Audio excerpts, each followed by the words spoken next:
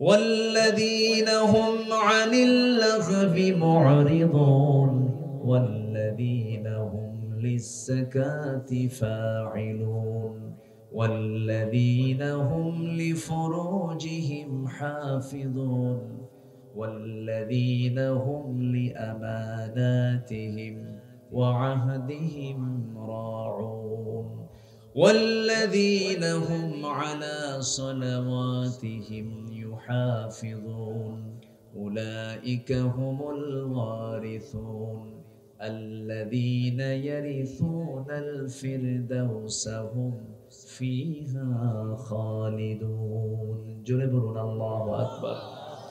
মাঝখানে শুধু একটা আয়াত বাদ দিয়েছি, ইল্লা আলা আজওয়াজিহিম।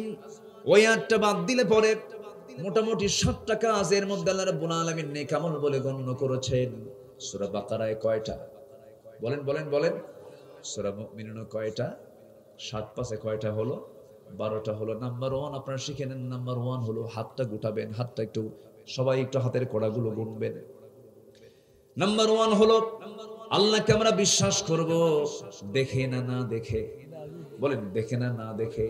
এখানে শয়তান পেঁচ লাগায় দেয়, যা দেখি না বিশ্বাস করার কি দরকার, হুজুর এমনি কয়। কি কথা বোঝেন নাই? আমরা অনেক কিছুই দেখতে পাই না। বাতাস, এই যে বাতাস হচ্ছে, বাতাসের কালার কি বলেন দেখা যায়? বাতাসের কালার দেখা যায়? দেখা যায় না। ইথার দেখা যায় না, মধ্যাকর্ষণ শক্তি দেখা যায় না। এরপরে শ্যামনগরের মুন্সিগঞ্জের ওপারিত বিশাল বড় দরিয়া, সুন্দরবনের পাশের যে পানিগুলো, সেই পানিগুলো লোনা পানি। এই লোনা পানি যখন তোলা হয়, আপনার যে মাছের ঘেরগুলো আছে, লবণ পানি না মিঠা পানি? বলেন বলেন বলেন। লবণ পানি। সেই পানি যখন আল্লাহ পাক উঠান আকাশে, সেই পানিটা লবণ করে তোলেন না মিঠা করে তোলেন? বলেন বলেন কি করে তোলেন? মিঠা করে তোলেন। মেশিন কোথায়? আল্লাহর কাছে। মেশিন তো আসি অবশ্যই, পানি এখান থেকে ওঠে। মেশিন আছে না নাই? সেই মেশিন কি দেখা যায়? সেই মেশিন দেখা যায়? দেখা যায় না। দুনিয়ার ফিল্টারিং মেশিন আছে। এই পানি কি ঢাকার যে বুড়িগঙ্গা নদী আছে, পচা পানিকে ফিল্টারিং করে ঢাকা ওয়াসা পানিগুলো বাড়ি বাড়ি পৌঁছায় দেয়। ওই পচা পানিকে রিপেয়ারিং করে তারা, এটাকে ফিল্টারিং করে তারা। সৌদি আরবের মানুষগুলো ওই যে লোহিত সাগরের সেই লবণ পানিগুলোকে তারা ফিল্টারিং করে মিষ্টি পানি বানায় ফেলে। কিন্তু আমার আপনার যেই খরস্রোতা পানি, লবণ পানি আল্লাহ পাক আকাশে তুলে নিলেন বৃষ্টি নাজিলের জন্য, সেই মেশিন আছে না নাই বলেন? আচ্ছা, দেখা যায় নাকি? দেখা যায় না। এই মেশিন দেখা যায় না, বাতাস দেখা যায় না, ইথার দেখা যায় না। আমি যে কথা বলতেছি বিদ্যুৎ দিয়া, বিদ্যুৎ দেখা যায় নাকি বলেন? যা বলে যা দেখে না, দেখা যা দেখবো না দু নয়নে, মানিব না তাহা গুরুর বচনে। তাদেরকে আমরা বলতে চাই, ওই সমস্ত লোকদের সামনে গিয়ে বিদ্যুৎ লাগাই দিবেন। দেখতো দেখা যায় নাকি? বিদ্যুৎ লাগাই দিবেন। কি লাগাই দিবেন? বিদ্যুৎ লাগাই দিলে টের পাবে যে হ্যাঁ অদৃশ্যের শক্তি আছে না নাই? বলেন তো আছে না নাই? আছে। তাহলে অদৃশ্য থাকলেও অবশ্যই তার শক্তিও আছে। বাতাস দেখা যায় না, শক্তি আছে। বিদ্যুৎ দেখা যায় না, শক্তি আছে। আল্লাহ পাক তাকে দেখতে পাবো না দুনিয়াতে, দেখবো আমরা জান্নাতে। জোরে বলি ইনশাআল্লাহ। জোরে বলি ইনশাআল্লাহ। সবাই কি জান্নাতে দেখতে চান? সবাই কি জান্নাতে দেখতে চান? ইনশাআল্লাহ। আমার বন্ধুগণ, একটু কান লাগাবেন, মনোযোগ দিয়ে কথাগুলো শুনবেন। 12টা নেক আমল। নাম্বার 1 আমরা শিখলাম আল্লাহকে বিশ্বাস করব আমরা না দেখে। নাম্বার 2 হলো নামাজ কায়েমের কাজ যারা করবে, নামাজ যারা কায়েম করবে। নামাজ আদায় হলো ব্যক্তিগত কাজ, নামাজ কায়েম হলো ব্যক্তিগত কাজ না, সংঘবদ্ধ কাজ। বলেন কি একক কাজ না সামষ্টিক কাজ? নামাজ আদায় করা একক কাজ, নামাজ কায়েম করা সমষ্টিক কাজ।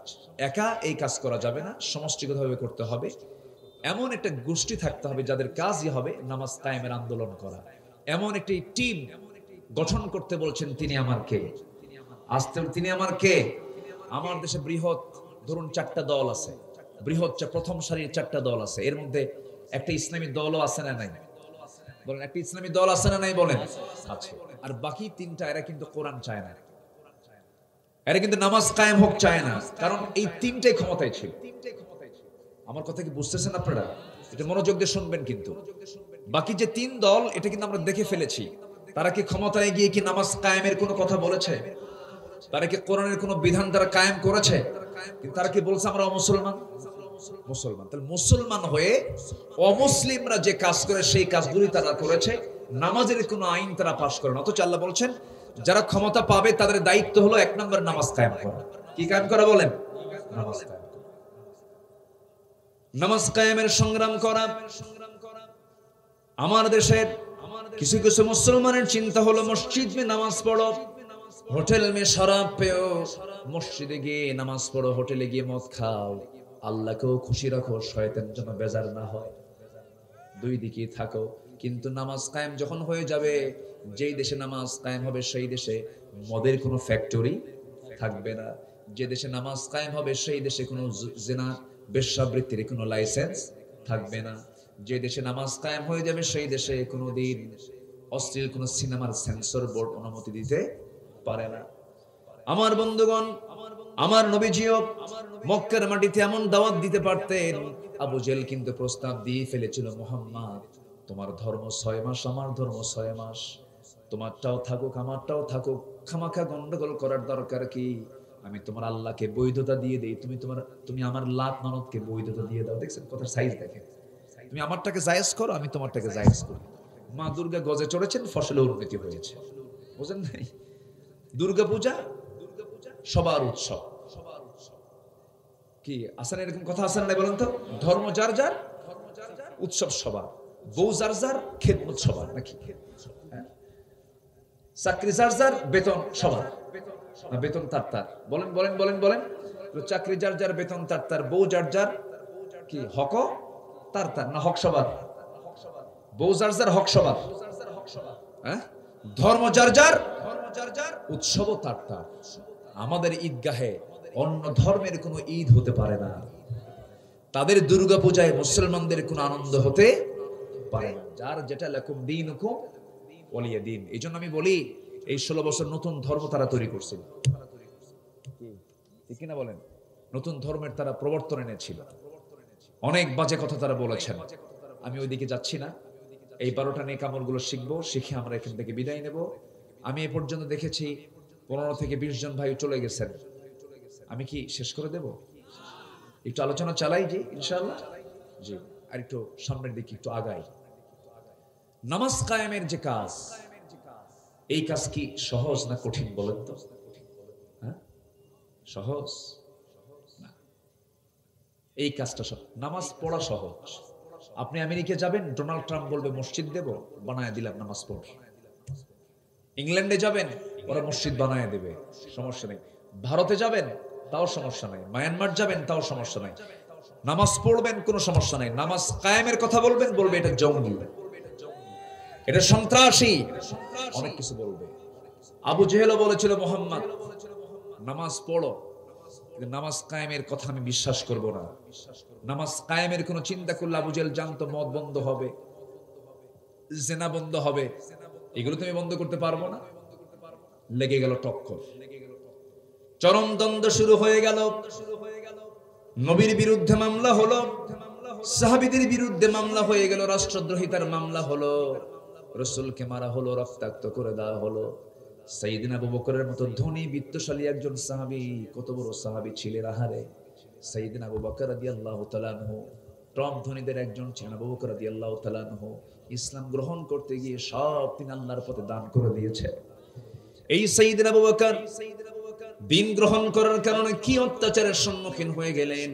কোন একটা দিন, সেই সময় মেরাজে রাসূল মেরাজ থেকে ফিরে এসেছেন, নামাজ ফরজ হয়ে গেছে। নামাজ ফরজ হয়েছে মদিনায় না মক্কায়? বলেন বলেন বলেন। মক্কায়। বলেন না ভাই, বলেন মক্কায়। আর রোজা ফরজ হয়েছে কোথায়? মদিনায়। বলেন কোথায়? মদিনায়। এগুলো আমাদের একটু জানা দরকার, সবার এগুলো সাধারণ জ্ঞান, এগুলো জানা উচিত, জানতে হবে। আমাদের শিক্ষা সিলেবাসে তো প্রচুর ভুল ছিল। এই 16 বছরে শিক্ষা সিলেবাস উল্টাপাল্টা বানাইছিল। দিল্লি যা কয় এরা তাই কয়, এগুলো করেছিল। এগুলোকে আমরা আমূল ভাবে সাজায় ফেলবো। জোরে বলি ইনশাআল্লাহ, আর জোরে বলি ইনশাআল্লাহ। 24 যে জুলাইয়ের যে আন্দোলনটা হলো, এর পেছনে কিন্তু আলেমদের আলোচনাও কিন্তু অনেক বড় একটা ভূমিকা নিয়েছে, ঠিক কিনা বলেন? যুবকদের ভিতরে যে ইসলামের চেতনা, ইসলামের চেতনায় তারা উদ্বুদ্ধ হয়ে যা এগিয়ে এসেছে এই প্রযুক্তির কল্যাণে, অনেক যুবকরা পথভ্রষ্ট পথ থেকে, ভ্রান্ত পথ থেকে তারা সুপথে তাদের অনুপ্রবেশ হয়েছে। বলি আলহামদুলিল্লাহ। তার প্রমাণ আমি যেখানেই যাই, আমি আমার দেশেই যেই স্টপেজে, যে জায়গায় ব্রেক মারি, দেখি যে ইয়াং শ্রেণীগুলো আমাদের দিকে আগায় আসে, যেটা আগে ছিল না। মোটামুটি মাশাআল্লাহ এই পরিবর্তনটা এসেছে। যুবকরা তোমরা মাথায় রাখো, আমরা আশা করছি, আমি দেখতে পাচ্ছি, আমি ব্যক্তিগতভাবে এদেশের পূর্ব দিগন্তে ইসলামের রক্তিম সূর্য উদয় হবে ইনশাআল্লাহ। জোরে বলি ইনশাআল্লাহ। এই দেশে বামদের, নাস্তিকদের কোনো অস্তিত্ব থাকবে না, বিলীন হয়ে যাবে। জোরে বলি ইনশাআল্লাহ। অলরেডি তাদের শোচনীয় একটা অবস্থা সৃষ্টি হয়েছে। তাদের মুখ থেকে তারাই বলে আমরা দল টল করতে চাই না, এরকম কথা বলা শুরু হয়েছে। সম্মানিত ভাইয়েরা, এই একটা রাজনৈতিক সিচুয়েশনে, সামাজিক সিচুয়েশন আমরা বসেছি। যদি আজকে 24শে জুলাই, এই 24শে জুলাই অগাস্টের আন্দোলন যদি না আসতো, আজকের মাহফিল হতো না, মাহফিল করতে দিত না। মাহফিল করতে দিত বলেন তো? মাহফিলগুলো বন্ধ করার জন্য কিছু ফেরেশতা নাজিল ছিল ওদের। ফেরেশতা কেন বললাম? এই ফেরেশতাগুলো এখন আর নাই, ফেরেশতাও দেখা যায় না, ওদেরকেও 8 মাস 10 মাস যাবত দেখা যায়, এই জন্য ফেরেশতা বললাম। সম্মানিত ভাইয়েরা, কি করে নাই? 64 জেলার ভিতরে সবচাইতে মাজলুম জেলা হলো সাতক্ষীরা। আবার 64 জেলার ভিতরে সবচেয়ে ইসলামের উর্বর জায়গা হলো সাতক্ষীরা। অনেকে বলে বাগদা, গলদা, চিংড়ির জন্য সাতক্ষীরা বিখ্যাত। আমি বলি না, দিন প্রতিষ্ঠার আন্দোলনে গণভিত্তির জায়গা হলো সাতক্ষীরা। যেরকম সুবহানাল্লাহ। আমি এমন কোন দোয়া নেই যে দোয়াই বলি না, আল্লাহ 64 জেলাকে তুমি, আল্লাহ বাকি 63 জেলাকে তুমি সাতক্ষীরার মতো বানায় দাও। আমি দোয়াটা করি। আপনারা দিনকে চান, ইসলামকে চান, দিন প্রতিষ্ঠা হোক, এটা চান, এটা চাইবে যে জান্নাত পাইবে সে, চাইবে না মুনাফিক সে। নামাজ পড়বে, রোজা রাখবে, দিন কায়েম চাবে না, ওর নামাজের 4 পয়সা দাম নাই। আমার কথা কি বুঝতেছেন আপনারা? আসুন আমরা মূল আলোচনার দিকে যাই। আমি তো আমার আলোচনা শুরু করি তেলাওয়াত দিয়ে, আজকে পারলাম না। আমার আলোচনার ধাঁচ যারা শোনেন, যারা আমাকে যারা ফলো করেন, সেইভাবে আজকে হয়তো সেইভাবে আমি ফুটাতে পারবো না। আমি যতটুকু পারি, আমি আজকে আমার শরীরে দুপুরবেলা, দুপুর 1টায় অস্ত্রোপচার হয়েছে, অপারেশন হয়েছে। এখন বলেন এই অবস্থায় কি আমার আসা উচিত ছিল? আমি এসেছি তাও আপনাদের সাথে অন্তত প্রথম বার্ষিকী তাফসীর মাহফিল, এটা প্রথম বার্ষিকী। যুবকরা, আমার রাসূল একদিন আলোচনা করছিলেন, এক যুবক পাশে দাঁড়ানো। আমার রাসূল সেই যুবকের দাঁড়ানো দেখে বলছেন, তুমি দাঁড়ায় আছো? নিজের গায়ের চাদরটা তিনি তার দিকে নিক্ষেপ করে বলেন, যুবক আমার চাদরটা তুমি পাড়ায় আমার চাদরে বসো। জোরে বলি সুবহানাল্লাহ। যুবকদের কোনো কাজে তাদেরকে কখনো হতাশ করা যাবে না। যুবকরাই পারে পৃথিবী গড়তে, পৃথিবী ভাঙতে। বুড়ো মানুষ তো পারে না, বুড়ো মানুষ কুজো হয়ে যায়, ব্রেন তাদের ড্যামেজ হয়ে যায়, চোখে কম দেখে। এই জন্য যুবকদের পাশে আমরা দাঁড়াবো। জোরে বলি ইনশাআল্লাহ। আল্লাহ তুমি এই মলিঙ্গার যুবকদেরকে কোরআনের একনিষ্ঠ খাদেম বানায় দাও। জোরে বলি আমিন, আরো জোরে আমিন। আমাদের ব্যবসার পুঁজি লাগে না? ব্যবসার পুঁজি লাগে। জান্নাতে যাওয়ার পুঁজি লাগে। জান্নাতে যাওয়ার কি লাগে বলেন? পুঁজি লাগে। সেই পুঁজিগুলো কি কি? আজকে আমরা সেই পুঁজিগুলো শুনে, সেই পুঁজিগুলো আমরা অর্জন করে দুনিয়া থেকে বিদায় নেব, জান্নাত নিয়ে নেব। জোরে বলি ইনশাআল্লাহ। সবাই কি পুঁজিগুলো শুনবেন? সবাই একটু আলোচনায় যাই। আমি যেভাবেই বলি আজকে আমার আলোচনাগুলো শুনবেন তো সবাই ইনশাআল্লাহ? আমার ভিতরে আবার চিল্লে চিল্লে কম একটু। সাতক্ষীরাতে আবার জিহাদি বেশি, তো সব বক্তের নামে শেষে জিহাদি, তুফানি, সাইক্লোন, ঝড়, ঠিক আছে না? এরকম প্রচুর জিহাদি কিন্তু আমার এই সাতক্ষীরা। আসলে জিহাদ করে তো বেঁচে আছে, কারণ এমন কোন জেলায় এরকম রেকর্ড নাই যে একটা এমপির বাড়ি বুলডোজার দিয়ে ভাঙা হয়েছে। একমাত্র সাতক্ষীরা সদরের একজন এমপি মহোদয় আব্দুল খালেক মন্ডল সাহেবের বাড়ি প্রশাসন নিয়ে এসে বুলডোজার দিয়ে ভেঙে ফেলা হয়েছে। সেই দিন আল্লাহ তাআলা বলছেন, তোরা যে আজকে প্রশাসন দিয়ে ভাঙলি, তোরা তো ভাঙলি আমার নিবেদিত বান্দার প্রশাসন দিয়ে বাড়ি ভাঙলি, বুলডোজার দিয়ে প্রশাসনের ভাঙলি, জনগণ ভাঙে নাই। তোর বাড়ি জনগণ ভাঙবে। ভাঙছে কিনা বলেন? ভাঙছে কিনা বলেন? প্রশাসন ভাঙছে না জনগণ ভাঙছে? এটা বুঝতে হবে। আপনি যা করবেন তার অবশ্যই ফলাফল কে দিয়ে দিবেন? আপনি মার্ডার করবেন ভাবতেছেন, মার্ডার করে শত্রু খতম করলাম না, আপনার মরণ ওই দিকই হবে, ওই খাতিয়ে হবে। আপনি ভাবতেছেন যে আমি শত্রু মুক্ত করার জন্য ওরে মামলা 3টা দিলাম, ও দেশ ছাড়া হয়ে যাক, ভাবতেছেন যে আপনি মুক্ত না, আপনার ওই পথেই যেতে হবে। যেই ট্রাইব্যুনাল গঠন হয়েছিল আলেমদের নিধন করার জন্য, ওই ট্রাইব্যুনালই তাদের বিচার হচ্ছে। আল্লাহ আছেন না নাই? আচ্ছা, সব আছেন, সব দেখছেন, সব তিনি অবলোকন করছেন। সম্মানিত ভাইয়েরা, কেউ যেটা বোঝে না সেটা কে বোঝেন?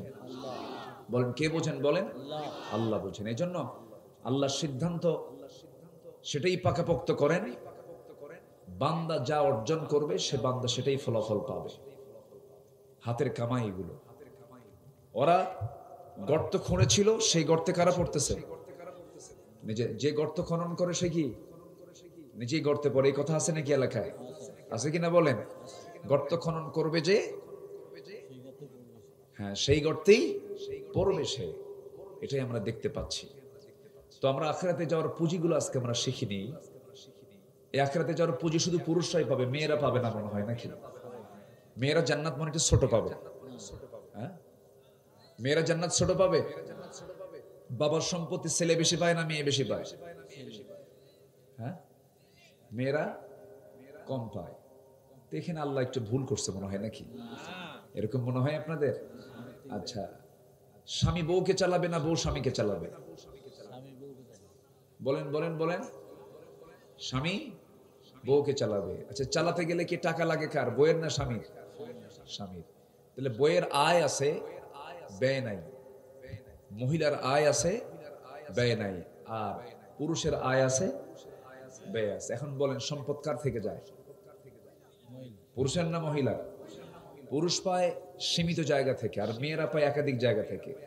স্বামীর কাছ থেকে পায়, বাবার কাছ থেকে পায়, মার কাছ থেকে পায়, ভাইয়ের কাছ থেকে পায়, ছেলের কাছ থেকে পায়। মেয়ে সুদুস সুদুস 6/1 পায়। বাবা যদি ছেলে মারা যায় আগে, ছেলে সম্পত্তি পেয়ে যায়। সবগুলোকে এক জায়গায় করলে দেখা যায় শেষ বেলায় ফলাফল হলো পুরুষের চাইতে মেয়েদের ভাগই বেশি। এরপরও কয় নারী সংস্কার লাগবে। কি সংস্কার? উন্মুক্ত গর্ভপাত। যার বীজ আসুক না কেন বাচ্চা হওয়ার অধিকার দেওয়া। যেরকম নাউজুবিল্লাহ। এই জানোয়ারগুলো এখনো ডিস্টার্ব করতেছে। এই জানোয়াররা এখনো প্রবলেম করতেছে।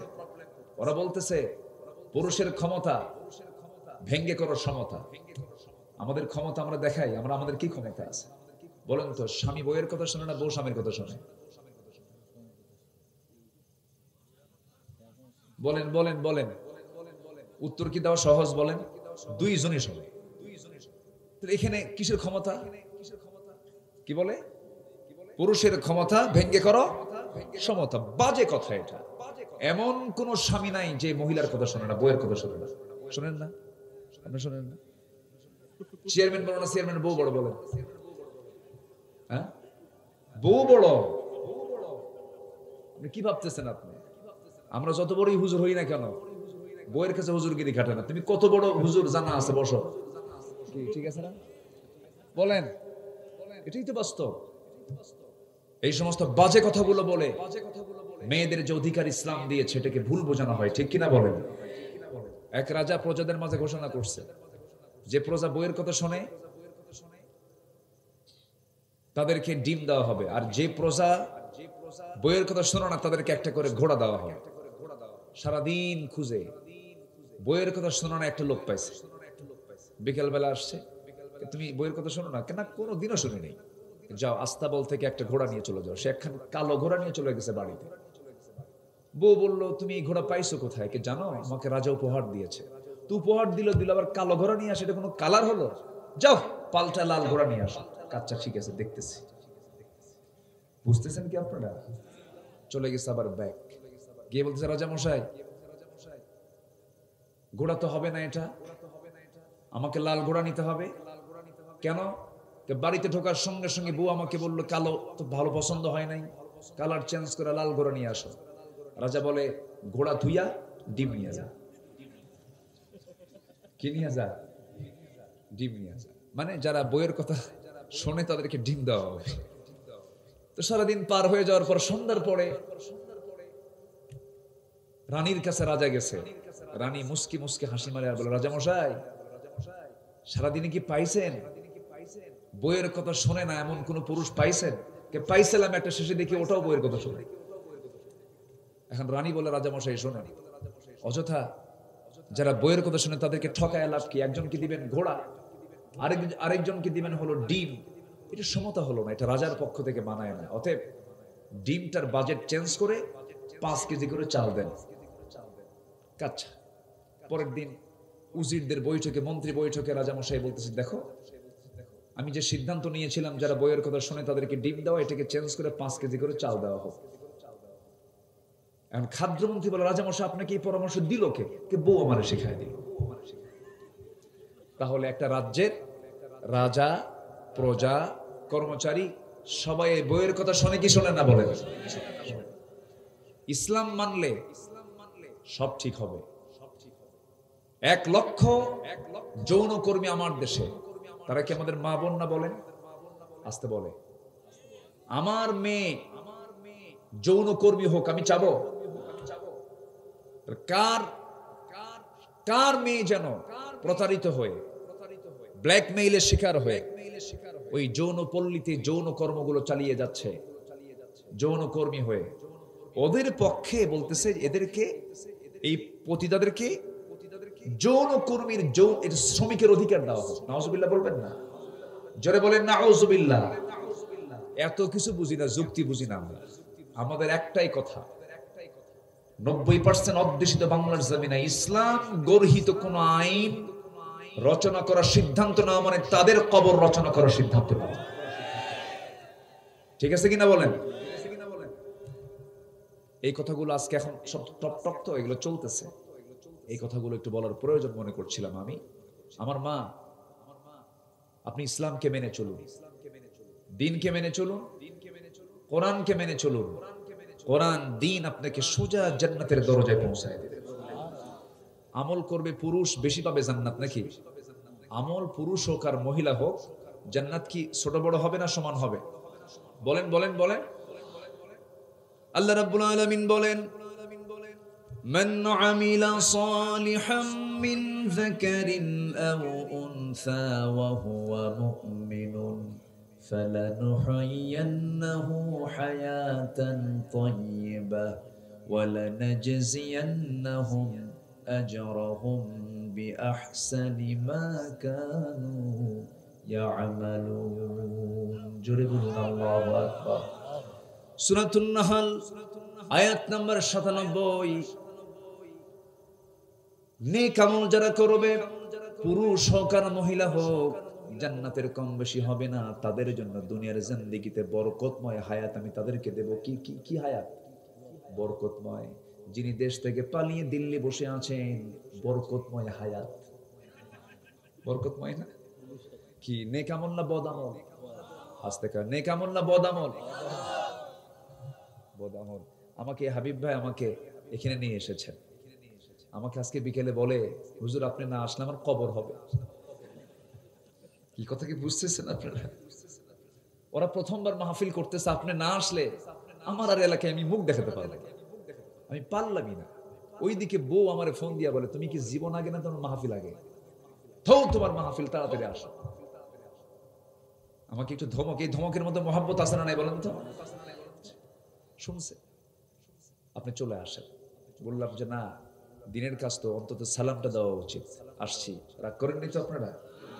এই বছরে আমি আজকেই, এই ধরেন সেপ্টেম্বর থেকে প্রোগ্রাম শুরু হয়েছে, আজকে মের 13 তারিখ চলছে। একটা মেশিন তো, একটা বডি না, চলতেছে। আমি এ পর্যন্ত কোথাও আল্লাহর মেহেরবানি ভালোই ছিলাম, ভালোই আছি, এখনো ভালো আছি, কালকেই ভালো হয়ে যাব ইনশাআল্লাহ।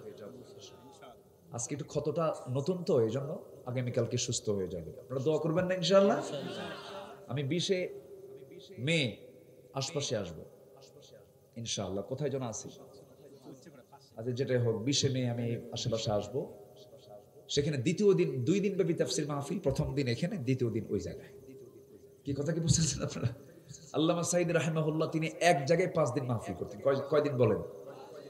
একমাত্র একজন ব্যক্তি বাংলাদেশে, তার কি রেকর্ড দেখেন, প্রথম দিন যত মানুষ, দ্বিতীয় দিন তার চেয়ে বেশি, তৃতীয় দিন তার চাইতে বেশি, চতুর্থ দিন তার চাইতে বেশি, পঞ্চম দিনে তার চাইতে বেশি, একই জায়গায়। সুবহানাল্লাহ বলবেন না? আল্লাহ আল্লাহ তুমি তার কবরটাকে জান্নাতের টুকরা বানায় দাও, জোরে বলি আমিন।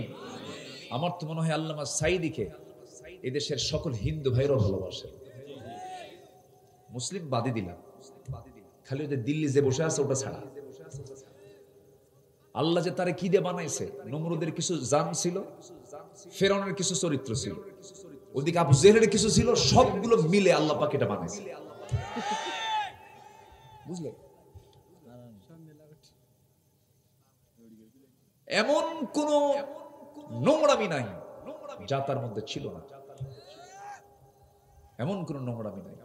সে মানুষকে খুন করে নাচত, জানেন, উন্মাদ হতো। পিতার হত্যার প্রতিশোধকে বাস্তবায়ন করতে গিয়ে মিডিয়াতে এসেছে, সে নিজে জব করছে। মানুষ এত পাষাণ হয়। তাকে সাংবাদিক প্রশ্ন করেছে, আপনি ওই যে ওই সময় কেয়ারটেকার গভর্নমেন্ট ছিল, মঈনুদ্দিন ফখরুদ্দিনের নাম বলে, তাকে প্রশ্ন করেছে, আপনি ভিতরে যে জেল খাটলেন 2 বছর, কেমন করে সময় কাটাইছেন? সিনেমা দেখতাম। কোন সিনেমা? যেটা বেশি হিট, যেটা বেশি মারামারি, সেই সিনেমা দেখতে আমার খুব পছন্দ করতে। চিন্তা করেন, তার রুচি দেখেন। আল্লামা সাঈদীর গায়ে হাত দেওয়া মানে কি? চিন্তা করেন। আজিজুল হক রাহিমাহুল্লাহর গায়ে হাত দেওয়া মানে কি?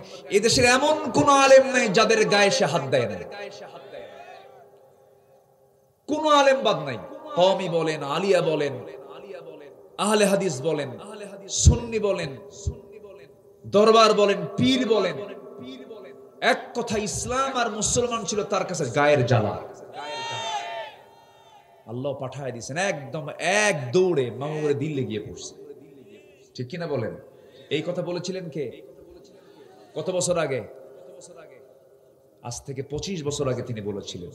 আচ্ছা, তার কোন আত্মীয় বাড়ি কি দিল্লি আছে? না, তার আত্মীয় বাড়ি হলো লন্ডন, তার বোন থাকে। তার বিয়ে বাড়ি হলো আমেরিকা, তার বড় ছেলের জামাই কিশোরের বাড়ি কোথায়? আমেরিকা। তাহলে সে লন্ডন বলতে পারতো।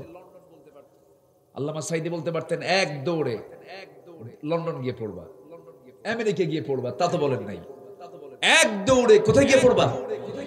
দিল্লি গিয়ে। একদম সোজা কোথায় গিয়ে পড়ছে? দিল্লি গিয়ে পড়ছে।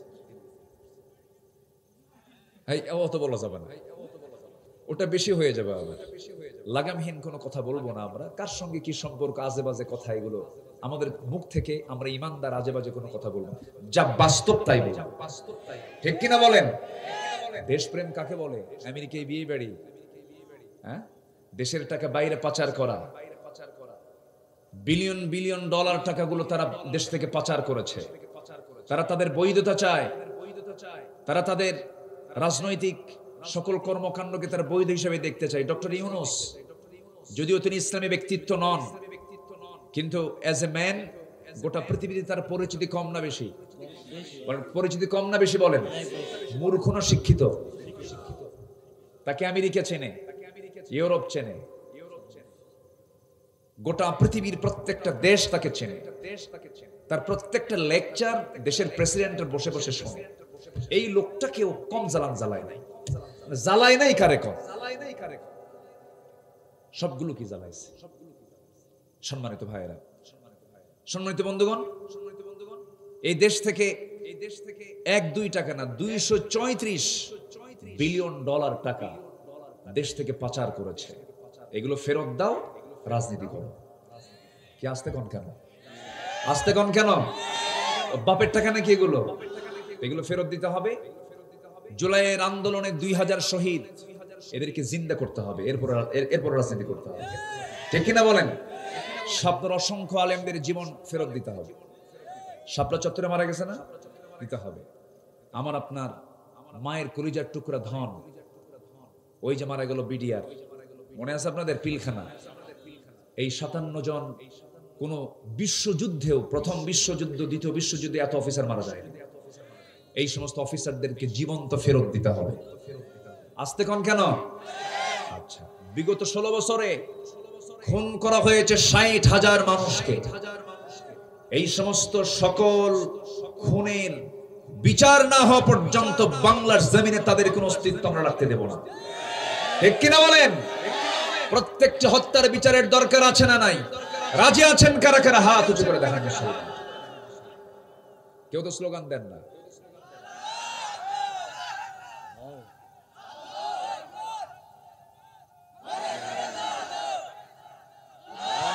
আল্লাহ কবুল করুন, জোরে বলে আমিন। এমন দেশে গিয়ে পড়ছে, সেই দেশে আবার বক্তব্য দিচ্ছে তারা। ওরা বলতেছে পাকিস্তানকে আমরা গাজা বানাবো। পাকিস্তানকে কি বানাবে? ফিলিস্তিনের গাজা বানাবে। আমরাও বলতে চাই পৃথিবীর মানচিত্র থেকে ভারত হারায় দেবে। ঠিক কিনা? ইয়াকুম মিনকুম 20 সাবিরুন ইয়াগলিবু 200। তোমরা যদি 20 জন ধৈর্যশীল ইমানদার হও, 200 জনের উপর আমি আল্লাহ তোমাকে বিজয় দিয়ে দেব। আছে না কোরআন আয়াত? তো আছে না, ইয়াকুম মিনকুম 20 সাবিরুন ইয়াগলিবু 200। 20 জন ধৈর্যশীল ইমানদার, 200 জনকে আমি হারায় দেব তোমার মাধ্যমে। আমার দেশে 20 কোটি, ওরা আছে 150 কোটি, আমরা তো বেশিই আছি। সমস্যা গাজাতুল হিন্দের দিকে চলে যাচ্ছে, মসজিদগুলোকে ভেঙে চুরমার করছে। বাবরি মসজিদের একটা করে ইট ভাঙ্গা মানে আমাদের কলেজায় ক্ষত করে দেওয়া। অনেক কিছু করেছে। আমরা আমাদের হিন্দু ভাইদেরকে মহব্বত করি, আমরা মন্দির পাহারা দেই, আমরা অন্য ধর্মকে সম্মান করি। মুসলমানের একমাত্র ধর্ম পৃথিবীতে, অন্য ধর্মের উপরে কোনো জোর আপত্তি করে না। আমার নবীজি তার নবুয়তের জীবনের আগ থেকে নিয়ে আমার নবীজি কাফেরের সাথে এক ঘরে থেকেছেন। আবু তালেবের সাথে। আবু তালেব কে ছিলেন? চাচা ছিলেন, কিন্তু কি ছিলেন? কাফের। এক কাফেরের সাথে আমার নবীজি সারা জীবন পার করেছেন। এটার নাম হচ্ছে ইসলাম। এটার নাম কি বলেন? ইসলাম। আমার দেশে হিন্দু ভাইরা আমাদের কাছে থাকবে হলো ঝড়ের রাতে পাখি তার বাচ্চাকে যেমন আগলে রাখে, আমরা তাদেরকে ওরকম করে আগলে রাখবো। আমরা তাদের মন্দিরকে পাহারা দেব। আমরা ওইরকম সাম্প্রদায়িকতায় বিশ্বাসী না। ভারত যে সাম্প্রদায়িক দাঙ্গা করেছে, ওদের কাছ থেকে আমাদের শিক্ষা নেবার কিছু নাই। এই ভারত শাসন করছে তারা মাত্র 60 বছর হলো, 65 বছর হলো। এর আগে কারা শাসন করছে? 800 বছর শাসন করেছে মুসলমান। কোথাও তো কোনো কিছু হয়নি। কি অধিকার সেই সময় ছিল তাদের? তাদেরকে কি ইজ্জত করা হয়েছে? বাদশাহ জাহাঙ্গীরের সময় এক হিন্দু মহিলার মেয়ের ঘরে এসে জোরপূর্বক ধর্ষণ করত। সেই মহিলা গিয়ে রাজার কাছে গিয়ে বলতেছে, বাদশাহ আলমগীর, বাদশাহ জাহাঙ্গীর, আপনার রাজ্যে একটা নারীর উপর এরকম ধর্ষণের কাজ চলবে, এটি কি হতে পারে? উনি মনে মনে ভাবলেন, আমার রাজ্যে এমন অপকর্ম, এমন দুঃসাহস তো কোনো পাবলিকের থাকার কথা না। নিঃসন্দেহে আমার ছেলের এই কাজ হতে পারে। কি কথা কি বুঝতেছেন? আমার ছেলে ছাড়া এই কাজ করতে পারে। বলেন, যাও বুড়িমা, তুমি চলে যাও। কোন বাড়ি? অমুক বাড়ি। আমি বিচার করে দেবো, যাও, কালকের মধ্যে বিচার হয়ে যাবে। অন্য ধর্মের মানুষ, অন্য ধর্মের, চিন্তা করে দেখেন। চলে গেছে। পরের দিন উনি ওই বাড়ির সামনে গিয়ে হাজির। ঘরের মধ্যে ঢুকেছেন। ইতিমধ্যে ওই জেনাকার ধর্ষক ঘরের মধ্যে ঢুকেছে। শুধু বলে দেওয়া হলো, বুড়িমা আপনি লাইটটা বন্ধ করুন। লাইটটা বন্ধ করা হলো। লাইট বন্ধ করার সঙ্গে সঙ্গেই উপর্যবরী তরবারিতে আঘাত করা হলো। মৃত্যুর কোলে পাঠায়া দিয়া বুড়ি মহিলাকে লক্ষ্য করে বলছে, বুড়িমা এক গ্লাস পানি দেন। পানি খেলেন। পানি খাওয়ার পরে বলছেন, বুড়িমা আপনি কি জানেন আমি লাইটটা বন্ধ করতে বললাম কেন?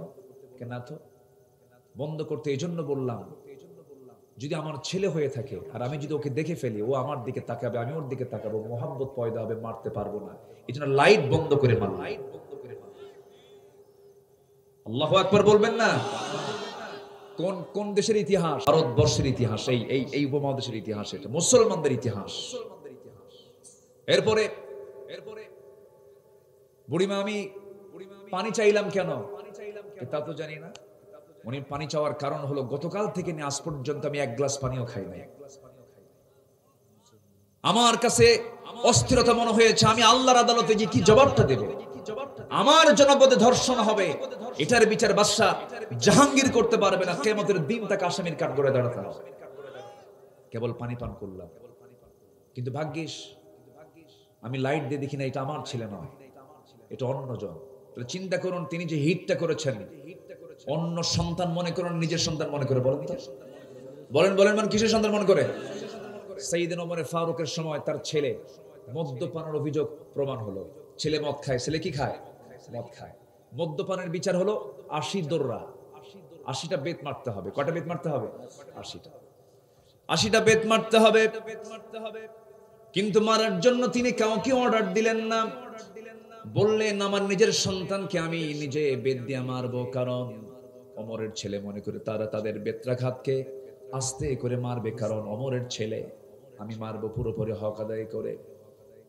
কয়েকটা মার তিনি মৃত্যুর কোলে চলে গেছে, লাশ কবরে রাখার আগে সংখ্যা পূরণ করে তাকে কবরে রেখে দিলেন ওমর ফারুক রাদিয়াল্লাহু তাআলা আনহু। এগুলো বদামল না নেক আমল? বলেন বলেন বলেন বলেন। নেক আমল। নেক আমল করে আমাকে আপনাকে যেতে হবে, পুরুষ হোক মহিলা হোক। আল্লাহ রাব্বুল আলামিন বলেছেন, মান আমিলা সালিহান মিন যাকারিন আও উনসা, যে ব্যক্তি আমল করবে, পুরুষ হোক আর মহিলা হোক, যে নেক আমল করবে, ফালানুহিয়ান্নাহু হায়াতান তাইয়্যিবা, তার জন্য আমি এই দুনিয়ার জিন্দেগিতে আমি তার জন্য বরকতময় জীবন দান করব। জোরে কোন সুবহানাল্লাহ। নেক আমলের ফলাফল দুনিয়াতে কি? কি জীবন? বলেন কি জীবন? গজবের জীবন না বরকতের জীবন? বলেন বলেন। বরকত। আর যদি বদামল করি তাহলে কোথায় যেতে হবে? না না, ওই যে কোথায় যে বসে আছে, বলেন কোথায় গিয়ে বসে আছে? দিল্লি গিয়ে বসে আছে। অনেক কিছু করেছে, অনেক। এগুলোর ফেরিস্তে বলতে গেলে বহু সময় লাগবে।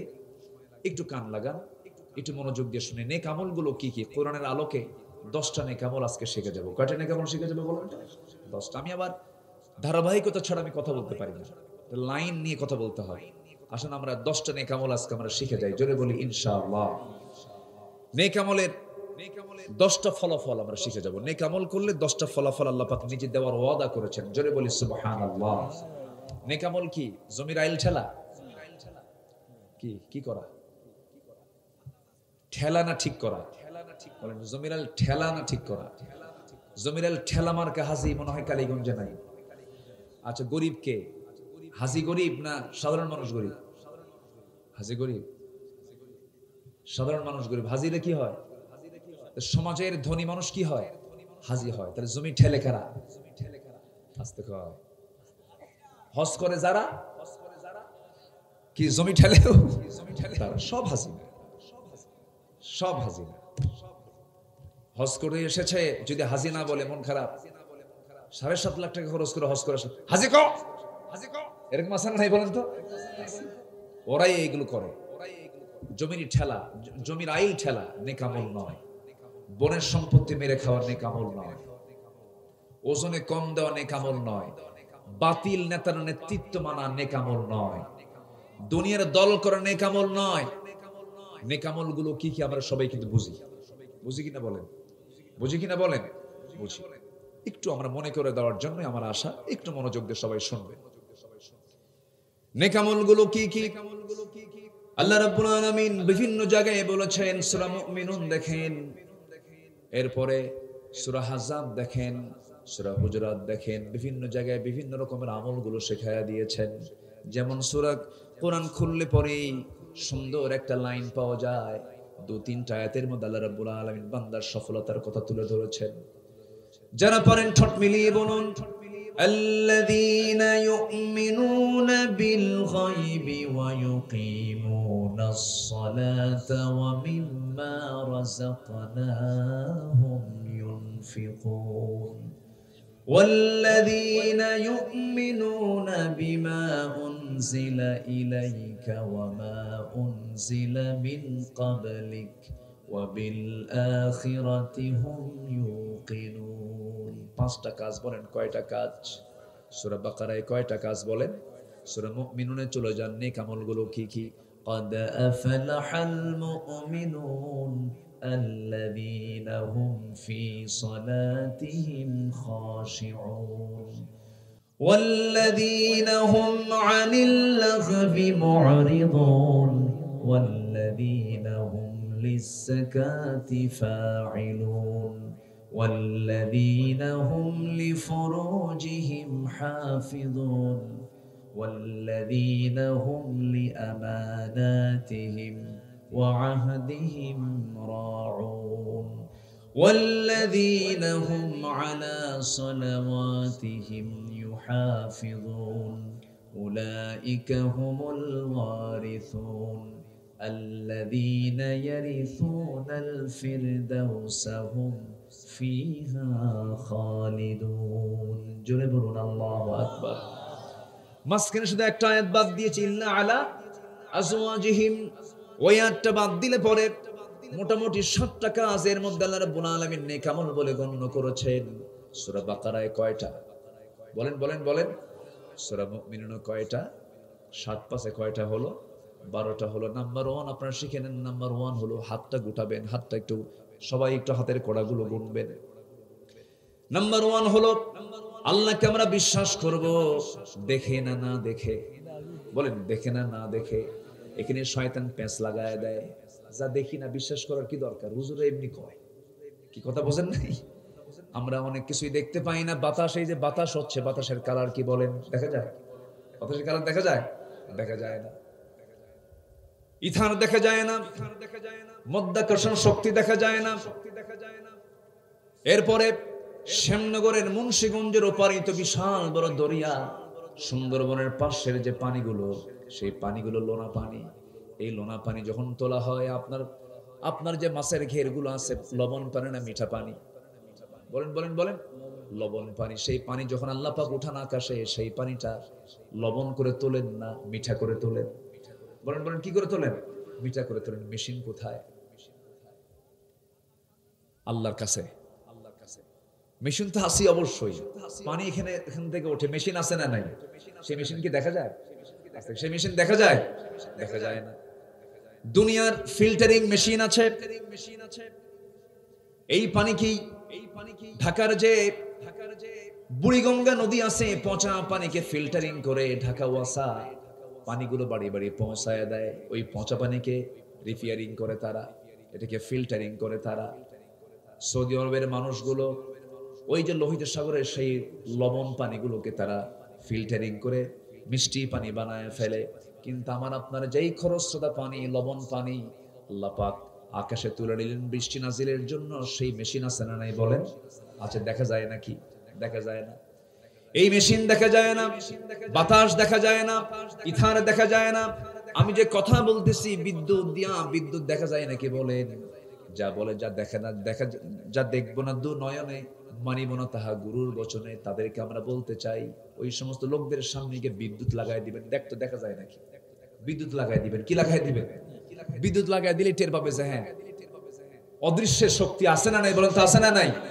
তাহলে অদৃশ্য থাকলেও অবশ্যই তার শক্তিও আছে বাতাস দেখা যায় না শক্তি আছে বিদ্যুৎ দেখা যায় না শক্তি আছে আল্লাহ পাক তাকে দেখতে পাবো না দুনিয়াতে দেখবো আমরা জান্নাতে জোরে বলি ইনশাআল্লাহ জোরে বলি ইনশাআল্লাহ সবাই কি জান্নাতে দেখতে চান সবাই কি জান্নাতে দেখতে চান ইনশাআল্লাহ আমার বন্ধুগণ একটু কান লাগাবেন মনোযোগ দিয়ে কথাগুলো শুনবেন 12টা নেক আমল নাম্বার 1 আমরা শিখলাম আল্লাহকে বিশ্বাস করব আমরা না দেখে নাম্বার 2 হলো নামাজ কায়েমের কাজ যারা করবে নামাজ যারা কায়েম করবে নামাজ আদায় হলো ব্যক্তিগত কাজ নামাজ কায়েম হলো ব্যক্তিগত কাজ না সংঘবদ্ধ কাজ বলেন কি একক কাজ না সামষ্টিক কাজ নামাজ আদায় করা একক কাজ নামাজ কায়েম করা সামষ্টিক কাজ একা এই কাজ করা যাবে না সমষ্টিগতভাবে করতে হবে এমন একটা গোষ্ঠী থাকতে হবে যাদের কাজই হবে নামাজ কায়েমের আন্দোলন করা এমন একটি টিম গঠন করতে বলছেন তিনি আমার কে? আসতে তিনি আমার কে? আমার দেশে বৃহৎ ধরুন 4টা দল আছে, বৃহৎ প্রথম সারির 4টা দল আছে, এর মধ্যে একটা ইসলামী দলও আছে না নাই? বলেন, একটা ইসলামী দল আছে না নাই বলেন? আছে। আর বাকি 3টা এরা কিন্তু কোরআন চায় না, এরা কিন্তু নামাজ কায়েম হোক চায় না, কারণ এই 3টাই ক্ষমতায় ছিল। আমার কথা কি বুঝতেছেন আপনারা? এটা মনোযোগ দিয়ে শুনবেন। কিন্তু বাকি যে 3 দল, এটা কিন্তু আমরা দেখে ফেলেছি, তারা কি ক্ষমতায় গিয়ে কি নামাজ কায়েমের কোনো কথা বলেছে? তারা কি কোরআনের কোনো বিধান তারা কায়েম করেছে? কিন্তু তারা কি বলছে আমরা অমুসলমান? মুসলমান। তাহলে মুসলমান হয়ে অমুসলিমরা যে কাজ করে সেই কাজগুলি তারা করেছে, নামাজের কোনো আইন তারা পাশ করে না। অথচ আল্লাহ বলছেন যারা ক্ষমতা পাবে তাদের দায়িত্ব হলো 1 নম্বর নামাজ কায়েম করা। কি কায়েম করা বলেন? নামাজ কায়েম করা। নামাজ কায়েমের সংগ্রাম করা। আমার দেশের কিছু কিছু মুসলমানের চিন্তা হলো মসজিদ মে নামাজ পড়ো, হোটেল মে শরাব পেও, মসজিদে গিয়ে নামাজ পড়ো, হোটেলে গিয়ে মদ খাও, আল্লাহকেও খুশি রাখো, শয়তান যেন বেজার না হয়। 2 দিকেই থাকো। কিন্তু নামাজ কায়েম যখন হয়ে যাবে, যেই দেশে নামাজ কায়েম হবে সেই দেশে মদের কোনো ফ্যাক্টরি থাকবে না। যে দেশে নামাজ কায়েম হবে সেই দেশে কোনো জিনা বেশ্যাবৃত্তির কোনো লাইসেন্স থাকবে না। যে দেশে নামাজ কায়েম হয়ে যাবে সেই দেশে কোনোদিন অশ্লীল কোনো সিনেমার সেন্সর বোর্ড অনুমতি দিতে পারে না। আমার বন্ধুগণ, আমার নবীজিও মক্কার মাটিতে এমন দাওয়াত দিতে পারতেন, আবু জেহেল কিন্তু প্রস্তাব দিয়ে ফেলেছিল, মুহাম্মদ তোমার ধর্ম 6 মাস, আমার ধর্ম 6 মাস, তোমারটাও থাকুক আমারটাও থাকুক, খামাখা গন্ডগোল করার দরকার কি? আমি তোমার আল্লাহকে বৈধতা দিয়ে দেই, তুমি আমার লাত মানতকে বৈধতা দিয়ে দাও। দেখছেন কথার সাইজ দেখেন। তুমি আমারটাকে জায়েজ করো, আমি তোমারটাকে জায়েজ করি। মা দুর্গা গজে চড়েছেন, ফসলে উন্নতি হয়েছে। বুঝেন নাই? দুর্গা পূজা সবার উৎসব। কি আসেন এরকম কথা আসেন না বলেন তো? ধর্ম যার যার, উৎসব সবার, বউ যার যার, খেদমত সবার, নাকি? চাকরি যার যার, বেতন সবার, না বেতন তার তার? বলেন বলেন বলেন বলেন। চাকরি যার যার, বেতন তার তার, বউ যার যার, কি হক তার তার, না হক সবার? বউ যার যার, হক সবার। হ্যাঁ, ধর্ম যার যার, উৎসবও তার তার। আমাদের ঈদগাহে অন্য ধর্মের কোনো ঈদ হতে পারে না, তাদের দুর্গা পূজায় মুসলমানদের কোনো আনন্দ হতে পারে না। যার যেটা লাকুম দীনুকুম ওয়ালিয়া দিন। এই জন্য আমি বলি, এই 16 বছর নতুন ধর্ম তারা তৈরি করছিল, ঠিক কিনা বলেন? নতুন ধর্মের তারা প্রবর্তন এনেছিল, অনেক বাজে কথা তারা বলেছেন। আমি ওইদিকে যাচ্ছি না। এই 12টা নেক আমলগুলো শিখবো, শিখে আমরা এখান থেকে বিদায় নেব। আমি এ পর্যন্ত দেখেছি 15 থেকে 20 জন ভাই চলে গেছেন। আমি কি শেষ করে দেব? একটু আলোচনা চালাই জি, ইনশাআল্লাহ। জি, আর একটু সামনের দিকে একটু আগাই। নামাজ কায়েমের যে কাজ, এই কাজ কি সহজ না কঠিন বলেন তো? হ্যাঁ, সহজ না। এই কাজটা নামাজ পড়া সহজ। আপনি আমেরিকা যাবেন, ডোনাল্ড ট্রাম্প বলবে মসজিদ দেব, বানায় দিলাম, নামাজ পড়। ইংল্যান্ডে যাবেন, ওরা মসজিদ বানায় দেবে, সমস্যা নেই। ভারতে যাবেন, তাও সমস্যা নাই। মায়ানমার যাবেন, তাও সমস্যা নাই। নামাজ পড়বেন, কোনো সমস্যা নাই। নামাজ কায়েমের কথা বলবেন, বলবে এটা জঙ্গি, এটা সন্ত্রাসী, অনেক কিছু বলবে। আবু জেহেলও বলেছিল মুহাম্মদ নামাজ পড়ো, কিন্তু নামাজ কায়েমের কথা আমি বিশ্বাস করব না। নামাজ কায়েমের কোনো চিন্তা করলে আবু জেহেল জানতো মদ বন্ধ হবে, জিনা বন্ধ হবে, এগুলো তুমি বন্ধ করতে পারবো না। লেগে গেল টক্কর, চরম দ্বন্দ্ব শুরু হয়ে গেল। নবীর বিরুদ্ধে মামলা হলো, সাহাবীদের বিরুদ্ধে মামলা হয়ে গেল, রাষ্ট্রদ্রোহিতার মামলা হলো, রাসূলকে মারা হলো, রক্তাক্ত করে দেওয়া হলো। সাইয়েদনা আবু বকরের মতো ধনী বিত্তশালী একজন সাহাবী, কত বড় সাহাবী ছিলেন আহারে! সাইয়েদনা আবু বকর রাদিয়াল্লাহু তাআলা আনহু টপ ধনীদের একজন ছিলেন। আবু বকর রাদিয়াল্লাহু তাআলা আনহু ইসলাম গ্রহণ করতে গিয়ে সব তিনি আল্লাহর পথে দান করে দিয়েছেন। এই সাইয়েদনা আবু বকর দিন গ্রহণ করার কারণে কি অত্যাচারের সম্মুখীন হয়ে গেলেন। কোন একটা দিন, সেই সময় মেরাজে রাসূল মেরাজ থেকে ফিরে এসেছেন, নামাজ ফরজ হয়ে গেছে। নামাজ ফরজ হয়েছে মদিনায় না মক্কায়? বলেন বলেন বলেন। মক্কায়। বলেন না ভাই, বলেন মক্কায়। আর রোজা ফরজ হয়েছে কোথায়? মদিনায়। বলেন কোথায়? মদিনায়। এগুলো আমাদের একটু জানা দরকার, সবার এগুলো সাধারণ জ্ঞান, এগুলো জানা উচিত। জানতে হবে আমাদের শিক্ষা সিলেবাসে তো প্রচুর ভুল ছিল। এই 16 বছরে শিক্ষা সিলেবাস উল্টাপাল্টা বানাইছিল। দিল্লি যা কয় এরা তাই কয়, এগুলো করেছিল। এগুলোকে আমরা আমূল ভাবে সাজায় ফেলবো। জোরে বলি ইনশাআল্লাহ, আর জোরে বলি ইনশাআল্লাহ। নামাজ ফরজ হয়েছে কোথায়? মক্কায়। আর রোজা ফরজ হয়েছে কোথায়? মদিনায়। আমার বন্ধুগণ, নামাজের জন্য সাইয়েদনা আবু বকর রাদিয়াল্লাহু তাআলা আনহু মসজিদে হারামের মধ্যে ঢুকে গেলেন। কাবার দরজার সামনে গিয়ে দাঁড়াবেন, নামাজ শুরু করবেন। এমন সময় অথবা সাইবা, মুগিরা, ওয়ালিদ, বড় বড় কাট্টা কাট্টা কাফের, এই ধনাঢ্য শ্রেণীর একজন আবু বকর একে পাকড়াও করে ফেললো, থাপ্পড় মেরে জমিনে ফেলে দিল। মারতে মারতে রক্তাক্ত করে জমিনে ফেলে দিয়া নাকের উপরে কাঠের জুতা চাপায়া ধরলো, খড়ম জুতা চাপায়া ধরে নাকটা বোচা করে দিল। সেন্সলেস হয়ে পড়ে থাকলেন সাইয়েদনা আবু বকর রাদিয়াল্লাহু তাআলা আনহু। তারা নিশ্চিত হতে পেরেছে যে মনে হয় আবু বকর মারাই গেছে। কিছুক্ষণ পর তার সেন্সটা ফিরলো। সেন্স ফেরার সঙ্গে সঙ্গে মনে মনে ভাবেন, আহারে আমার জীবন চলে যাক, কিন্তু রাসূলকে তো আর মেরে ফেলবে মনে হয়। হুঁশ ফেরত আসার সঙ্গে সঙ্গে নিজের বাড়ির দিকে রওনা না দিয়া, নিজের সেফটির দিকে না তাকায়া সোজা নবীর দিকে চলে গেলেন। দরজায় গিয়ে নক করে বলছেন, ইয়া রাসূলুল্লাহ, দরজা খুলুন। নবীজি ভোর সকালে দরজা খুললেন। রক্তাক্ত চেহারা দেখে রাসূল বললেন, ইন্না লিল্লাহ, আবু বকর তোমার এমন অবস্থা করলো কি হুজুর? অবস্থা ভালো না। চোরাগুপ্ত হামলা শুরু হয়ে গেছে। আপনাকে তারা মেরে ফেলার জন্য আপনার বাড়িতে তারা হামলা করবে। আমার মন বলছে আপনি দেরি করবেন না, চলুন আমরা এখান থেকে বের হয়ে চলে যাই। রক্তাক্ত নাক নিয়া, খালি পেট নিয়া, ওই রক্তাক্ত বডি নিয়া রাসূলকে সেই জায়গা থেকে বের হলেন। রাসূল বলছেন, আবু বকর তোমার চেহারা দেখে মনে হচ্ছে তুমি রক্ত শূন্যতায় ভুগতেছো, দেখি কি করা যায়। আমার নবীজি মক্কার বাইর সাইড চলে গেলেন। মরু অঞ্চলে চলে গিয়ে তিনি খুঁজতেছেন, দেখি কোথায় উটের পাল পাওয়া যায়, সেখানে কোথায় ছাগল পাল পাওয়া যায়, দুম্বার পাল পাওয়া যায়। কিচ্ছু পেলেন না। ছোট্ট একটা ছাগল পাল পেলেন। ছাগল পাল দেখে ছাগলওয়ালার সেখানে রাখালকে ডাক দিলেন, রাখাল একটা ছাগি দেবে নাকি? কেন, কি করবেন আপনি? যদি তুমি আমাকে ছাগিটা দিতে পারো, আমি ছাগিটার দুধ দহন করব। আমার প্রাণ প্রিয় বন্ধু, বাল্য জীবনের বন্ধু আমার আবু বকর রক্ত শূন্যতায় ভুগতেছে, মরে যাবে, সে দুধ না পান করলে পরে। দাও একটু আমাকে একটা ছাগি দাও না। রাখাল বলছে, আমাকে মাফ করবেন, আমি আপনাকে ছাগি দিতে পারবো না, কারণ ছাগির মালিক তো আমি নই, আমি হলাম রাখাল, আমানতের খেয়ানত হয়ে যাবে। আমার নবীজি মুস্কি মুস্কি হাসি মেরে চিন্তা করে, হারে এই মরুর এই বালুর ভিতরে ঈমান হারা বান্দা, কিন্তু ঈমানের গুণ আছে। জোরে কোন সুবহানাল্লাহ। ঈমান হারা বান্দা কিসের গুণ আছে? ঈমানের গুণ আছে, আমানতের খেয়ানত করা যাবে না। এই কথা শোনার সঙ্গে সঙ্গে নবীজির ভালো লাগলো।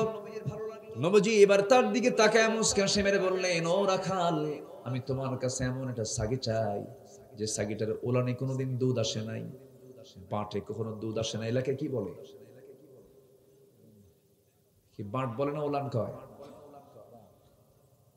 কিছুই কয় না রে। বাঁটও কয়, ওলানও কয়। আপনাদের সাতক্ষীরা তো সহি ভাষা, বলি আলহামদুলিল্লাহ, অনেক সুন্দর ভাষা, আপনারা কথা বলতে পারেন। ভাত খেয়ে যাবেন বলো, বলো বলে নাকি এলাকায় বলে না? হ্যাঁ, সব কথার শেষে সেদিন এক চাচা আমাকে এসে বলতেছে, হুজুর ভালো করে দোয়া করবেন বলো, ওয়াজ করবেন বলো। হ্যাঁ, মানে সব কথার শেষে বলো বলতেছে। তখন ভাবলাম যে এই ভাষার ভিতরে এটা হচ্ছে ভাষার অলংকার, বলি আলহামদুলিল্লাহ। তাহলে আপনার সাতক্ষীরা ভাষার শেষে কি বলে?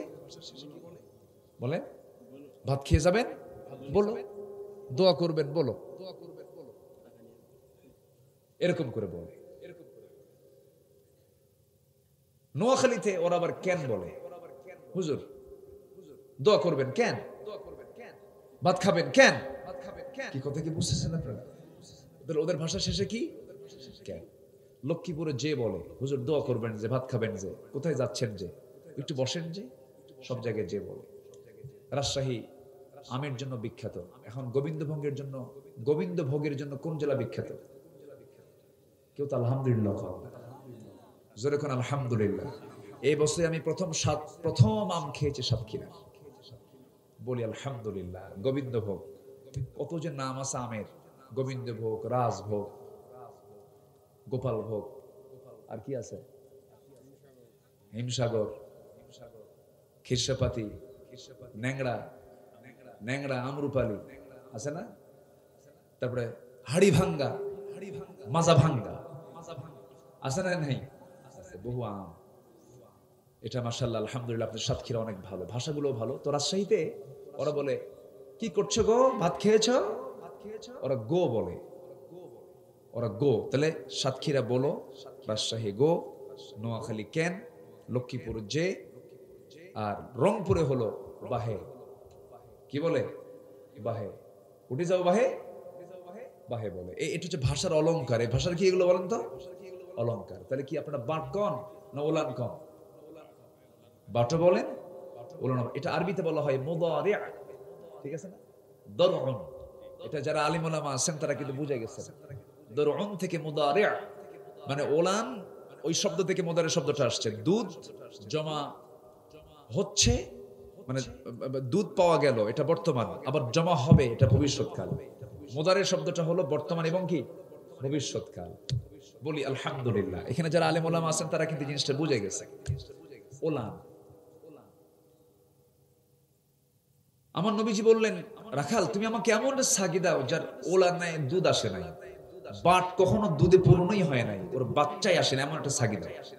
রাখাল মুসকি মুসকি হাসির চিন্তা করলো, লোকটা পাগল নাকি, এই ছোট্ট সাগি দেশ লোকটা করবে কি, এটা পাগল নাকি, এটা কি বলে। সে রাসূলকে একটু পাগল মনে করি ছোট্ট একটা সাগি ধরে এনে রাসূলের সামনে দিচ্ছে। সে তো জানে না যে আমার নবীর হাতের ইশারায় আকাশের চাঁদ দুই ভাগ হয়।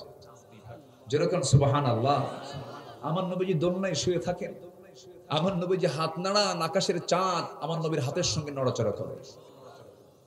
আমার নবীজির দুটো হাত নিচের দিকে আসে, আর আকাশের চাঁদ তার হাতের সঙ্গে সঙ্গে নিচের দিকে চলে আসে। এটা তো আর রাখাল জানে না, রাখাল বুঝতে পারে নাই। আমার নবীজি শুধু সাগিটা নিলেন, দুই উরুর মাঝখানে নিয়ে শুধু সাগিটার পিছন দিকের দুইটা ওলানের ভিতরে, দুইটা পায়ের ভিতরে ওলানের শুধু হাত রাখলেন।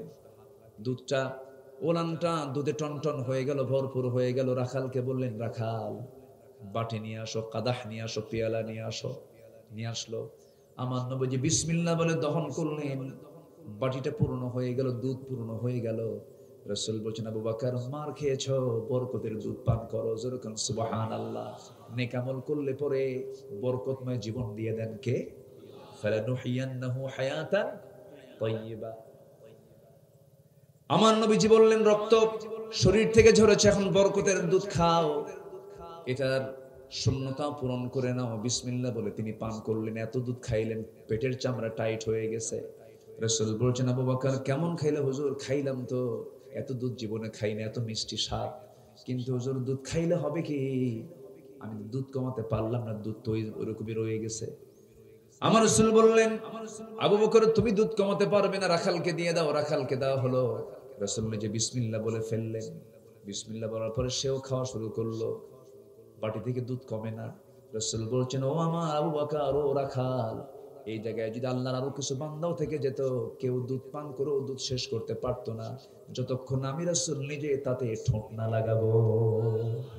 এখান থেকে একটা বিষয় ক্লিয়ার, রাসূল আগে খেতেন না খাওয়াতেন? কোন খাবার আসলে আগে তুলে দিতেন, আশেপাশে তুলে দিতেন, সবাইকে খাওয়ায়া দিয়া শেষের অংশটুকু খেতেন। মুহাম্মদ সাল্লাল্লাহু। বরকত কোথায় থাকে? শুরুতে না শেষে? আস্তে কয়, শুরুতে না শেষে? আর আমরা কি মনে করি? আগে খা।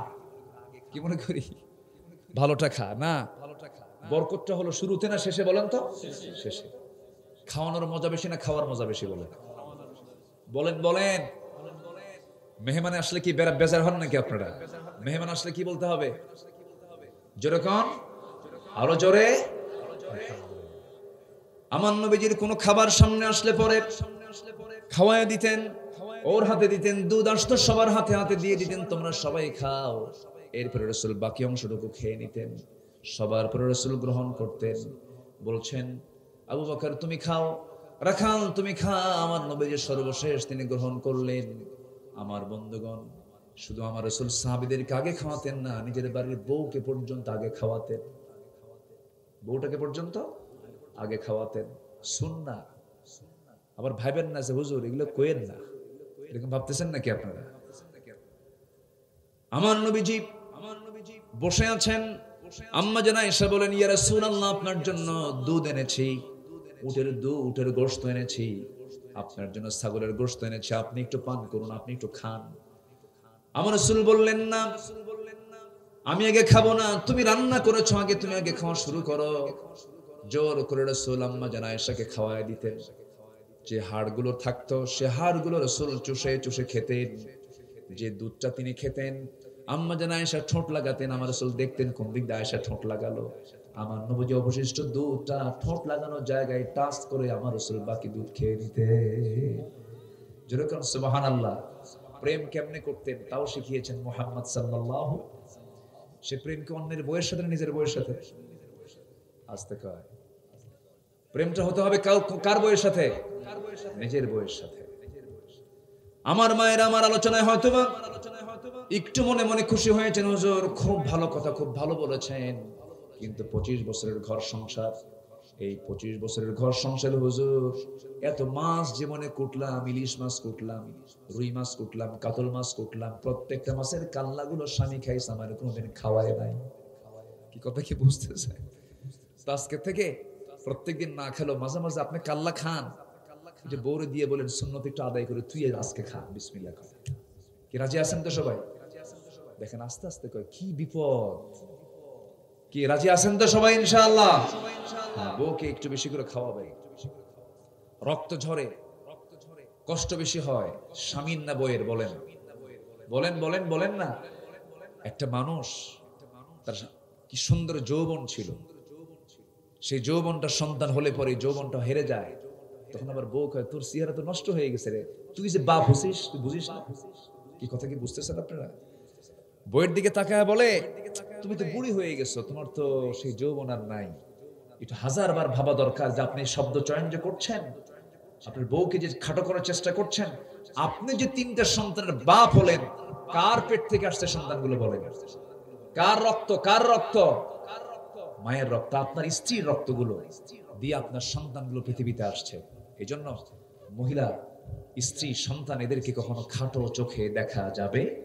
আমার নবীজি 3টা জিনিস পছন্দ ছিল, এর মধ্যে 1 নম্বর হলো চক্ষু শীতলকারী নামাজ, নাম্বার 2 হচ্ছে আতর, আর নাম্বার 3 হলো মা জাতিকে রাসূল খুব পছন্দ করতেন। জোরে বলে সুবহানাল্লাহ।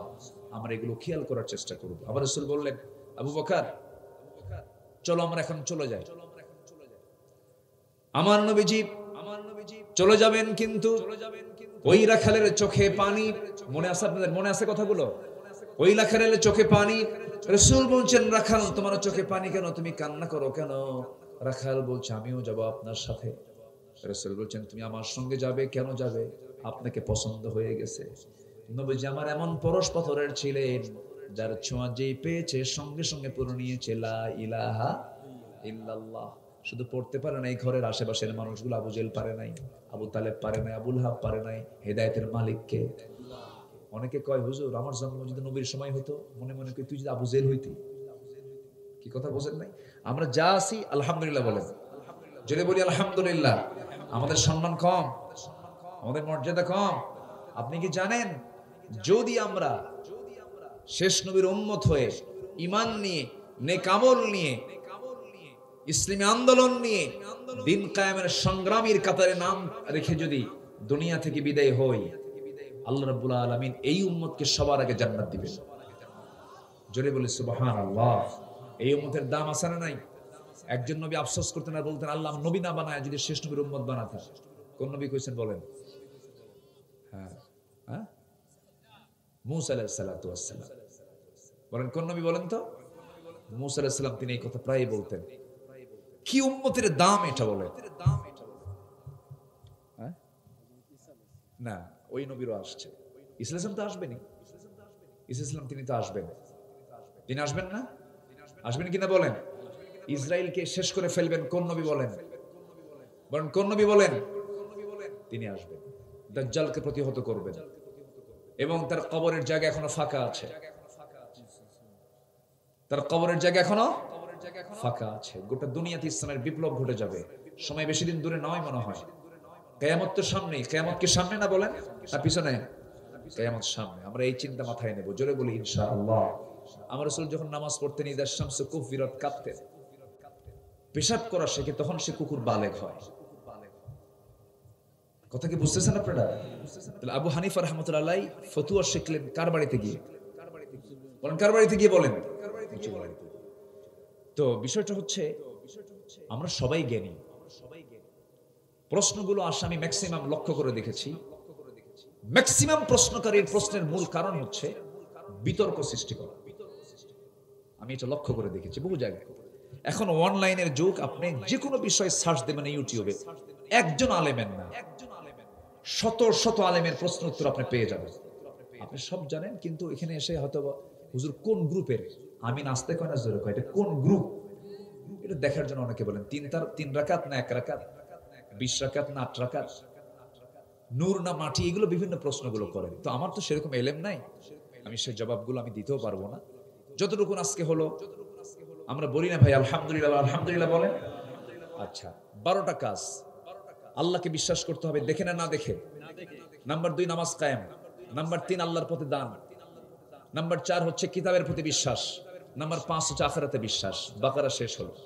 সূরা মুমিনুন 7টা কাজ। কয়টা কাজ বলেন তো? 7টা কাজ। নেক আমলের 7টা কাজ হলো, 5টা বলে ফেলেছি, 8 নাম্বার করা আমরা গুনে নেই। নামাজটা যারা খুশুর সঙ্গে আদায় করবে। নাম্বার 9 হলো যারা জিহবাকে সংযত করবে, আনিল্লাহ ফি মুআরিদুন, বাজে কথা যারা মুখ থেকে বের করবে না, কুলু লিন্নাসি হুসনা। নাম্বার 10 হলো লজ্জা যারা যাকাতটা ঠিকমতো আদায় করবে। নাম্বার 11 হলো না কি, হ্যাঁ নাম্বার 6 না, নাম্বার 6 হলো নামাজটা খুশুর সঙ্গে যারা আদায় করবে। নাম্বার 7 হলো যারা বেহুদা কথা মুখ থেকে বের করবে না। নাম্বার 8 হলো যারা যাকাতটা ঠিকমতো আদায় করবে। নাম্বার 9 হলো যারা লজ্জাস্থানের যারা হেফাজত করবে, আল্লাযীনা হুম লিফুরুজিহিম হাফিজুন। নাম্বার 10 হলো যারা ওয়াদা ঠিক রাখবে, ওয়াদা যাদের ভঙ্গ হবে না। নাম্বার 11 হলো যারা আমানত কখনো ভঙ্গ করবে না।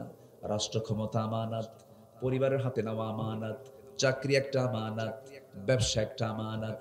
এই যে মাহফিলের দায়িত্ব নিয়ে মাহফিল এসেছে, এটাও কি আমানত। সভাপতি একটা আমানত, অতিথি একটা আমানত, গ্রামের মাতব্বর একটা আমানত, স্বামীর সংসারে স্ত্রী একটা আমানত, স্ত্রীর কাছে স্বামী একটা আমানত। নাম্বার 11 হল, নাম্বার 12 হলো আল্লাহ রাব্বুল আলামিন নামাজটাকে এত গুরুত্ব দিয়েছেন। এই 12টার মধ্যে নামাজ বলেছেন 3 বার।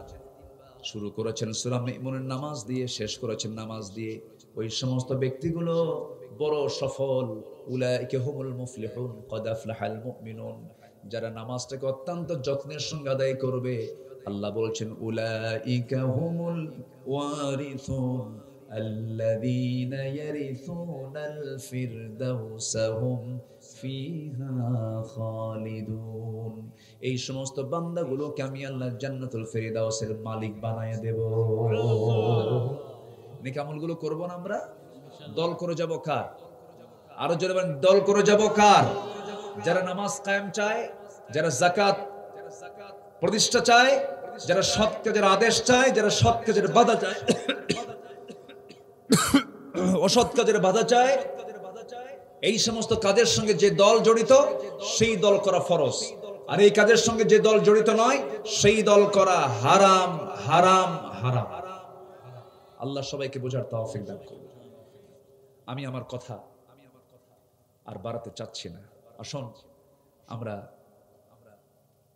শেষ করে ফেলি। যে প্রশ্নগুলো আমি দেখেছি, যার রিজিক হালাল না তার ইবাদত কবুল হবে না। আচ্ছা, অন্যের হক যারা নষ্ট করে, ফসল যারা চুরি করে, এগুলো কি ওয়াজ আসে নাই আজকে? বলেন তো আসছে কিনা, বলেন আসছে। আচ্ছা প্রিয় শাহেখ, আমি আপনাকে ভালোবাসি। আমার প্রশ্ন হলো, স্বামী অনেক ভালো মনের মানুষ, যথেষ্ট দিন পালন করার চেষ্টা করে, কিন্তু স্ত্রী স্বামীর অবাধ্য চলাফেরা করে, খারাপ আচরণ করে, স্বামী বাপ মা বোনদের সাথে বিনা কারণে হিংসা করে। কি বুঝতেছেন আপনারা? এগুলোই তো। এই যে পলাশ সাহা জীবন দিল, বোঝেন না? আপনি জানেন না আপনারা পলাশ সাহা? বউ কয় তুমি আমার, মা কয় তুই আমার। এই টানাটানের ঠেলায় পুলিশ সাহাকে আমি কারণ আমি চলে গেলাম, যা। পুলিশ সাহা জীবন দিয়ে চলে গেল, আত্মহত্যা করলো। সে হিন্দু, অন্য ধর্মের মানুষ, কিন্তু এই জায়গায় বলেন তো, সংসার আগে না ধৈর্য আগে? বলেন বলেন কি আগে? ধৈর্য আগে। ধৈর্য ছাড়া সংসার টিকবে না, ধৈর্য ছাড়া কোনো কিছুই টিকবে না। আচ্ছা, মাহফিলের সময় নিয়ে একটা প্রশ্ন। গভীর রাত পর্যন্ত ওয়াজ শোনার জন্য অনেক মানুষ ফজরের নামাজ পড়তে পারে না। আমি একদম 100% পক্ষে। আল্লাহ তুমি এই ভাইয়ের এই প্রশ্নের জবাব এদেশে বাস্তবায়ন করার তৌফিক দিয়ে দাও। জোরে বলি আমিন, আরো জোরে বলি আল্লাহুম্মা আমিন। সম্মানিত ভাইয়েরা, আমি এটা চাই, এবছর প্যারেড ময়দানের মাহফিল, যেটা বাংলাদেশের সবচেয়ে বড় মাহফিল, সেই মাহফিল আমি এবছর করেছি। 18 বছর পর ওরা মাহফিল করতে দেয়নি। আল্লামা সাইদ 29 বছর করেছিলেন, 18 বছর তাকে করতে দেয়নি, 13 বছর তো জেলেই ছিলেন। ওই মাহফিলটা আমরা 9:30টায় শেষ করেছি। মাহফিল শেষ হয়েছে কয়টায়? 9:30টায়। সিলেটের এমসি কলেজ মাঠ 10টায় মাহফিল শেষ হয়ে গেছে। পাবনার দারুল আমান ট্রাস্টের মাহফিল 10টায় মাহফিল শেষ হয়ে যায়। লক্ষ লক্ষ জনতার মাহফিল। আমরা তো চাই যে মাহফিলগুলো আগেই শেষ হয়ে যাক, কিন্তু এদেশের ট্র্যাডিশন কি জানেন? এ তো আজকে এখানে 12:30টায় শেষ হচ্ছে,